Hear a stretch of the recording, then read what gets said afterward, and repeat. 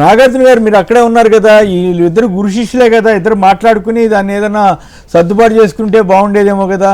ఈ నాగార్జున సాగర్ జల వివాదం, కుడి కాలువ గేట్లు ఎత్తడం, తర్వాత ఎడమ కాలువ గేట్లు ఎత్తడం, ఏంటి అక్కడ ఏం జరుగుతుంది, మీకేమన్నా ఐడియా ఉందా? సార్, ఆంధ్రప్రదేశ్ రాష్ట్రానికి సంబంధించి ఒక ఎల్నీలో ప్రభావం జరుగుతూ ఉంది. అంటే పసిఫిక్ మహాసముద్రం తీరంలో ఉన్నటువంటి సముద్ర ఉపరితలం మీద ఉష్ణోగ్రతను బట్టి ఉష్ణోగ్రత అనేది పెరగడాన్ని ఆ ఎల్నీలో ఎఫెక్ట్ అంటారు. సో ఈ ఎల్నీలో ఎఫెక్ట్ పడిన తర్వాత మనకు వచ్చేటువంటి ఋతుపవనాల వ్యవహారంలో కాస్త డిలే జరుగుతుంది. ముఖ్యంగా ఆంధ్రప్రదేశ్ రాష్ట్రం, ఉభయ తెలుగు రాష్ట్రాల్లో మనకి ఈ పంటలు పండడం కానీ, తద్వారా వర్షాపాతం కానీ, వివరాలు కానీ దాంట్లో చాలా వ్యత్యాసం ఏర్పడుతుందని భారతీయ వాతావరణ శాఖ ఎప్పుడో హెచ్చరించింది. అయితే చంద్రబాబు నాయుడు గారు పాపం చంద్రబాబు నాయుడు గారు ఇంట్లో కూర్చొని, లేకపోతే సీఎం క్యాంప్ ఆఫీస్లో కూర్చొని, ఎక్కడో అరకులోనో లేకపోతే రాయలసీమలోనో ఒక గ్రామ పంచాయతీలో లైటు వెలిగిందా వెలగలేదా, అది పాడైపోయిందా పాడలేదా, మీటర్లో ఉండేటువంటి ఫీజు పోయిందా లేదా, నేను ఇక్కడి నుంచే చెక్ చేస్తాను, నేనే అసలుకి సత్యనాథల్ గారికి నేనే కంప్యూటర్ నేర్పించాను, నేనే మైక్రోసాఫ్ట్ వాళ్ళకి ఇది చేయించాను, నేనే సింధు గారికి బ్యాడ్మింటన్ చేయించాను, అసలుకి నేనే ఐటీ పితామహుని అని చంద్రబాబు నాయుడు గారు చెప్పుకుంటున్నారు కదా. మరి ఎల్నీలో ప్రభావం ఆంధ్రప్రదేశ్ రాష్ట్రం పైన ఎంత పడుతుంది, దానికి సంబంధించినటువంటి ఎమర్జెన్సీ ఎంక్వైరీ ఎట్లా జరగాల, దానికి సంబంధించినటువంటి వేరే మార్గాలు ఏమనేది చంద్రబాబు నాయుడు ఆ టెక్నికల్ ముఖ్యమంత్రి గారికి పాపం తెలియకపోవడం ఏందో అర్థం కావట్లా. సరే, ఎల్నీలో ప్రభావం జరుగుతుంది, జూన్ అయిపోయింది, జూలై అయిపోయింది, ఆగస్టు మాసం అయిపోతుంది, సెప్టెంబర్ 15కి ఋతుపవనాల సమయం కూడా అయిపోతుంది. ఇప్పుడు మనకు ఉన్నటువంటి ఏకైక మార్గం ఏంది? ఒకటి గోదావరి నది, మరొకటి కృష్ణా నది. ఈ కృష్ణా నదికి సంబంధించి శ్రీశైలం ప్రాజెక్టు, నాగార్జున సాగర్, తర్వాత పులిచెంతల మనకి బ్యాకప్ వాటర్గా ఉంటుంది. కిందకు వచ్చిన తర్వాత ఇంకెక్కడ ప్రాజెక్ట్ లేదు, ప్రకాశం బ్యారేజ్ ఒకటే ఉంది కానీ ఇక ఎక్కడ ప్రాజెక్ట్ లేదు. సో అటువైపు తెలంగాణ కానీ ఇటువైపు కానీ ఆంధ్రప్రదేశ్ కానీ కృష్ణా నదీ జలాలపైన పట్లనే రాయలసీమ, అదేవిధంగా కృష్ణా డెల్టా ఆధారపడి ఉంటుంది. సో ఇప్పుడు మేము అడిగినటువంటి ప్రధానమైన సమస్య, అటువైపు ఉన్నటువంటి రేవంత్ రెడ్డి గారు కానీ ఇటువైపు ఉన్నటువంటి చంద్రబాబు నాయుడు గారిని అడిగినట్టు కానీ మేము ఉన్నటువంటి ఒకే ఒక ప్రధాన విషయం, శ్రీశైలంలో బ్రహ్మాండంగా వాటర్ ఉన్నటువంటి సమయంలో ఇద్దరూ కూర్చొని మాట్లాడుకొని తల్లి బిడ్డ న్యాయంగా రైతులకి సాగునీరు లేకపోతే త్రాగునీరుకి మీరు ఏదైనా వాటర్ రిలీజ్ చేసుకుంటే సరే, ఎవరైనా అక్కడ ఉన్నటువంటి ఇక్కడ ఉన్నటువంటి తెలుగు వాళ్ళైనా కానీ వైఎస్ఆర్ కాంగ్రెస్ పార్టీకి కానీ ఎవరికి కానీ అభ్యంతరం ఉండకూడదు. కానీ మీరు కరెంటు జనరేషన్ కోసం మీరు ఎన్ని వేల క్యూసెక్ల నీళ్ళని మీరు వృధా చేశారు, ఇది మాకు ఉన్నటువంటి ప్రధానమైనటువంటి సమస్య. ఎందుకు మీరు అటువంటి సమస్యలు క్రియేట్ చేశారని అడుగుతున్నాం. మీకు అంతగా కరెంటు కావాలనుకుంటే మనకు బహిరంగ మార్కెట్లో మనం కరెంటు కొనుక్కునేటువంటి వెసులుబాటు ఉంది కదా, మరి రాయలసీమ రైతులను ఎందుకు ఇబ్బంది పెట్టారని అడుగుతున్నాం. రెండోది, నాగార్జున సాగర్కి దిగువన అంటే పులిచింతల దానికి దిగువన ఆంధ్రప్రదేశ్ రాష్ట్ర ప్రభుత్వానికి వ్యతిరేకంగా ఆంధ్రప్రదేశ్ రాష్ట్ర ప్రభుత్వం యొక్క ఎటువంటి ఏమీ లేకుండా తెలంగాణ ప్రభుత్వం ఒక 3,000 కోట్ల రూపాయలతో ఒక ఎత్తిపోతల పథకం అనేది రేవంత్ రెడ్డి గారి ప్రభుత్వం మొదలుపెట్టిన తర్వాత అది అక్రమ ప్రాజెక్ట్ అని తెలిసిన తర్వాత కూడా ఎందుకు చంద్రబాబు నాయుడు గారి ప్రభుత్వం నిమ్మకు నీరెత్తినట్లు వ్యవహరిస్తుంది? ఆంధ్రప్రదేశ్ రాష్ట్రంలో ఉన్నటువంటి రైతులు, అదేవిధంగా ఇక్కడ ఉన్నటువంటి రైతు కూలీలు అసలుకే ఎల్నీలో ప్రభావం వల్ల, కరువు ప్రభావిత ప్రాంతాల వల్ల ఇప్పుడు ఉన్నటువంటి పరిస్థితిలో కనీసం పదును లేకుండా ఇక్కడ పంటలు వేసేటువంటి పరిస్థితి కూడా లేకపోతే కొత్తగా భవిష్యత్తు తరాలు కూడా నష్టపోయేటట్లు తెలంగాణ ప్రభుత్వం చేస్తున్నటువంటి వైఖరిని ఎందుకు చంద్రబాబు నాయుడు గారి ప్రభుత్వం ఆలోచించట్లేదు? అదేవిధంగా కింద ఉన్నటువంటి గోదావరి నది మీద ఉన్నటువంటి పోలవరం ప్రాజెక్టు పైన కూడా ఇప్పటికీ తెలంగాణ ప్రభుత్వం ఎన్నో మిక్కిలి కేసులు వేస్తున్నా ఎందుకు చంద్రబాబు నాయుడు గారి ప్రభుత్వం దాని మీద స్పందించట్లేదు? కాబట్టి మీరు అంటున్నారు కదా సర్దుబాటు చేసుకోవచ్చు కదా అనేటువంటి మాట మాట్లాడుతున్నారు కదా. ఈ సర్దుబాటు ఎక్కడ జరుగుతుందంటే రేవంత్ రెడ్డి గారికి ఏదైనా రాజకీయ ప్రయోజనాలు కావాలనుకుంటే చంద్రబాబు నాయుడు గారు అక్కడ సర్దుతున్నారు. చంద్రబాబు నాయుడు గారికి ఏమన్నా రాజకీయ ప్రయోజనాలు కావాలంటే అదే హైదరాబాద్లో రేవంత్ రెడ్డి గారు సర్దుతున్నారు. అలా వారి రాజకీయ ప్రయోజనాల కోసం ఒకరి మధ్య ఒకరికి సర్దుబాటు కార్యక్రమం జరుగుతుంది. కానీ ఆంధ్రప్రదేశ్ రాష్ట్ర ప్రయోజనాలకు కానీ రైతాంగం యొక్క ప్రయోజనాలకు మాత్రం చంద్రబాబు నాయుడు గారు ఆ సర్దుబాటు కార్యక్రమం అనేది చేసేటువంటి పరిస్థితుల్లో కనపడట్లేదు.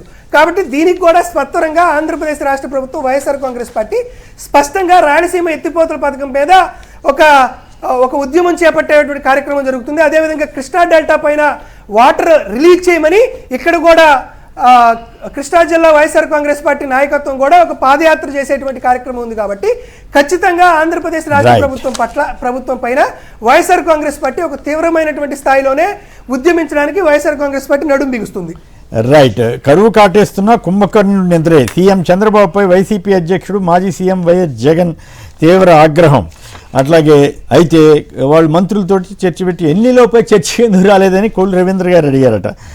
ఒక్క రబీకి కూడా పంటల బీమా లేదు వైకాపా పాలనలోని అచ్చెన్నాయుడు గారు అన్నారంట. ఉచిత బీమా ఇచ్చిందేమో ఆయన అయితే, ఇప్పుడు ఈయనేమో ఏం జరగలేదంటారు. రాయలసీమ ప్రాజెక్టులకు ఏం చేశారు జగన్ అని నిమ్మల రామానాయుడు గారు అడిగారంట. సరే, ఎల్లో మీడియా ప్రముఖంగా రాసుకుంటుంది. విశేషం ఏంటంటే ఎల్లో మీడియా అన్నీ తెలిసి అబద్ధాలు ఆడుతున్నారంట. వీళ్ళే రాసేస్తున్నారు. తెలుగుదేశం నాయకుల స్టేట్మెంట్ల కంటే కరువు ఉంటే సాగుకు నీరు ఎలా ఇస్తారని అడుగుతున్నారు. కరోనా వచ్చినప్పుడు 2 ఏళ్ళు కరోనా ఉన్నా కూడా ఎన్నడన్నా మీరు దాక్షిణ్యం ఏమైనా చూపించారా? అది చాలా తమాషాగా ఉంది కదా. ఈ జగన్ గారు నిన్న చేసిన వ్యాఖ్యల మీద ఎల్లో మీడియా ఎదురుదాడి చేస్తున్న తీరు తెలుగుదేశం చేసిందంటే వీ కెన్ అండర్స్టాండ్. కానీ ఎల్లో మీడియానే ఆంధ్రవేత్తలు ఎక్కువ చించుకుని అంత గందరగోళం పడుతున్నట్టున్నారు సార్. ఎక్కువ మీడియా ఉండే తరగతి వాళ్ళ సైడ్ పోటీ పడుతున్నట్లు ఉన్నారు. అంటే అక్కడ స్వామి భక్తి ప్రదర్శించడంలో పోటీ పడుతున్నారు. అసలు బేసిక్ గా ఆలోచించండి. నిన్న ఇష్యూ మీద కరువు కాటేస్తున్న కుంభకర్ణ నిద్ర అని జగన్ గారు చేసిన ఓవరాల్ గా కరువు పరిస్థితుల మీద ఆయన చేసిన విశ్లేషణ ఎలా ఉంది, ప్లస్ సాగర్లో నిన్న జరిగిన పరిణామం, ఇక ఎల్లో మీడియా దాడి, ఎలినినో ఎఫెక్ట్ ఉంది అని ఎప్పటి నుంచో పదే చెప్తా ఉన్నారు. ఇంకా నేను అబ్జర్వ్ చేసింది అయితే ఫస్ట్ చంద్రబాబు గారే పలు మీటింగ్లో చెప్పున్నారు ఎలినినో రాబోతుంది, సో వర్షాభావం ఉంటుంది, తాగునీటికి కూడా సమస్యలు వచ్చే పరిస్థితులు ఉండొచ్చు అని చెప్పిన చంద్రబాబు గారు ముంబాయి కర్ణాటకలో జరిగిన వర్షపాతము అంటే వరదలు చూసి మనకి కావాల్సినంత ఇరిగేషన్ వాటర్ వస్తుందని భావించి వీళ్ళు ఏం చేశారు అంటే రైతులకి మేము నెక్స్ట్ మంత్ వాటర్ వదులుతాము, ఇరిగేషన్ మీరేం ప్రాబ్లం లేదు అనే విధంగా చెప్పారు.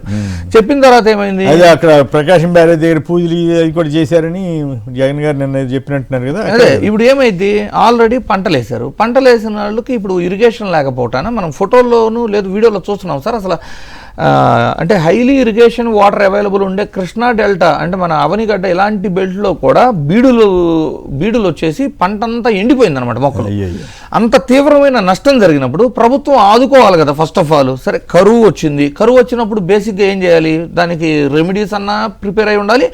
రెమెడీస్ ప్రిపేర్ అయిన పక్షంలో జరిగిన నష్టానికి పరిహారం అన్నా ప్రజలకి చెల్లించగలగాలి. మీరు అమరావతి కోసం 50,000 కోట్లు అప్పు చేయగలరు. ఒక గూగుల్ అదానీ సెంటర్ వస్తే 22,000 కోట్ల ప్రభుత్వ రాయితీలు ఇవ్వగలరు. కానీ ఇక్కడ ఎంటైర్ వీళ్ళు చేస్తున్న తప్పిదాలు వస్తాయంటే 1000 కూడా ఉండవు, 200 అని రాశారు సార్. 1000 కూడా రావు. ఇక్కడ చూడండి, ఇంత నష్టం జరిగితే రైతులకి ఎన్ని రకాల ఎక్స్ప్లెనేషన్ జగన్ గారు ఇచ్చారు. అంటే ఉచిత బీమా ఎత్తేసారు వీళ్ళు, అలాగే మోంతా తుఫానికి ఇప్పటివరకు పరిహారం ఇవ్వలేదు, అండ్ ఎన్ని రకాల పంటలకు గిట్టుబాటు ధర ఇప్పుడు దాకా దక్కలేదు. పొగాకు గంజాయి తప్ప అన్నిటి దొరుకుతుంది, మద్దతు ధర పొగాకు పరిస్థితి అదే. వీళ్ళు ఏదైతే ఇన్ని లక్షల టన్నులో లేదు కేజీలో కొంటామని చెప్పారో దాన్ని ఇంతవరకు ప్రొక్యూర్మెంట్ జరగలేదు. మామిడికి అలాగే చెప్పారు, మామిడికి కూడా గిట్టుబాటు ధర ఫ్యాక్టరీలలో ఇవ్వలేదు. ఇన్ని చూసిన తర్వాత ఇవన్నీ క్యాలిక్యులేట్ చేసినా కూడా 3,000 కోట్లు రైతులకు నష్టం జరిగింది అంటే రైతులకు మాత్రం చేయూతనివ్వటంలో ఈ ప్రభుత్వం ఎందుకు ముందుకు రాదు? గతంలో కూడా ఏం చెప్పారు, కరెంటే దండగా, కరెంటు తీగల మీద బట్టలారేసుకోవచ్చు అని, వ్యవసాయం దండగని ఇలాంటి స్టేట్మెంట్లు ఇచ్చిన వ్యక్తి ఈ రోజున చాలామంది వ్యంగ్యంగా ఏం చెప్తున్నారంటే, సార్ ఎలినినో అనే పేరు ఎవరు పెట్టారో కానీ ఎల్లో నోనో లాగా వినపడుతుంది మాకు, అది ఎలినినో ఎఫెక్ట్ అంటే మాకు ఫస్ట్ అర్థం కాలేదు, ఇది ఎల్లో నోనో లాగా ఉంది, ప్రజలు అర్థం చేసుకుంటున్నారు ఇప్పుడు అన్నట్లుంది. సో జగన్ గారు ప్రెస్ మీట్ చూసిన తర్వాత ఆగమేఘాల మీద ఈ సాగర్కి వెళ్ళి ఏదో చేయాలని ప్రయత్నించడం. గతంలో రేవంత్ రెడ్డి గారు ఏం చెప్పారు, రాయలసీమ లిఫ్ట్ ఇరిగేషన్ని నా కోరిక మీదకు చంద్రబాబు గారు ఆపేశారని చెబుతున్నారు. అలాగే మిగులు జలాల విషయంలో కూడా, బ్యాక్ వాటర్ విషయంలో కూడా ఆల్మోస్ట్ ఒక 10 TMC వాటర్ కోసం వాళ్ళు డ్యాములు ఇల్లీగల్గా కడుతున్నారని తెలిసినా కూడా చంద్రబాబు గారు ఎలాంటి చర్యలు, కనీసం కృష్ణా ట్రిబ్యునల్కి లెటర్ రాసే పరిస్థితి కూడా లేదు. అంటే బేసిక్గా ఇవన్నీ ఎందుకు జరుగుతున్నాయి అంటే సార్, ప్రస్తుతం అధికారంలో ఉన్న వాళ్ళ ఆస్తులు హైదరాబాద్లో ఉన్నాయి, లేదు అమరావతిలో ఉన్నాయి, రాయలసీమలో లేవు. సో రాయలసీమ ప్రజల యొక్క సంక్షేమం అనేది మనకు అవసరం లేదు. ఆ విధమైన ధోరణిలో వ్యవహరిస్తున్నట్టే ఉంది. ఎందుకంటే పక్క రాష్ట్ర ముఖ్యమంత్రి వాళ్ళ ప్రయోజనాల కోసం రాయలసీమ లిఫ్ట్ ఇరిగేషన్ ఆపండి అని నేను కోరాను అని ఒక స్టేట్మెంట్ ఇస్తే అందువల్ల ఆపారు అని ఆయన కన్ఫర్మ్ చేస్తే ఇప్పటి వరకు దాని మీద ఆన్సర్ చేసే ఖండించలేదు, ఆన్సర్ చేయట్లేదు, లేదు దాన్ని వేగవంతం చేసి మళ్ళీ ఇనిషియేటివ్ చేయట్లేదు. సో ఇవన్నీ చూస్తుంటే డెఫినెట్లీ స్వార్థ రాజకీయాలకే ఫస్ట్ ప్రయారిటీలా కనబడిపోతుంది ఇదంతా.